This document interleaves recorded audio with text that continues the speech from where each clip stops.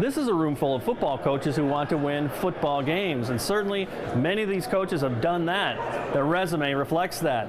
But they're also looking for new ways to win, as in three-dimensional coaching, an operating system built on intentional relationship building and love for their players. It's just a framework of looking at where coaches are and maybe what they're missing in their coaching. So when you think about all three dimensions, you think about coaching the game itself, you think about the relationships that we deal with today, and that's what's changed drastically, obviously, if we have a different kid that we're coaching today. And then this third dimension is your journey.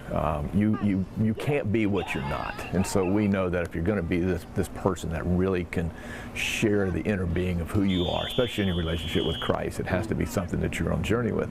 So we framed it out of my own woundedness. This wasn't put together for anything else other than the fact that I couldn't figure out why I couldn't find peace in the profession. Then there's the matter of application. Becoming a three-dimensional coach can be a step of courage, a game changer for a football program.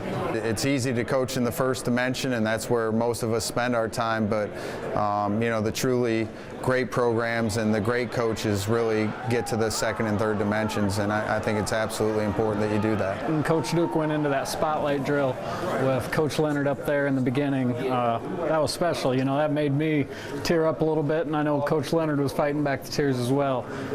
That's something we're going to try with our team this year. The kids don't know it yet. We're probably going to introduce that with our coaches during the camp, and that way they can get a taste and see what we're looking for in that drill, but we're hoping that really opens everybody up and make each other want to play for each other. That's what FCA football is all about, is to help come alongside our staff and football coaches to help them use the influence they have to minister to and reach the heart of their athletes. Between the ages of 11 and 14, 9 out of every 10 kids in America are now on a sports team. And you don't have to play sport.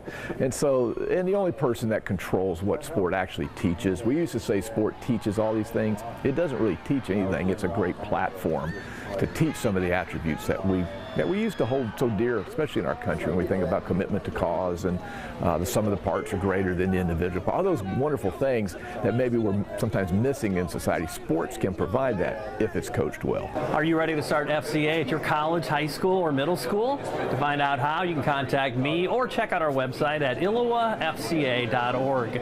With this FCA Story of the Week, I'm Dan Pearson.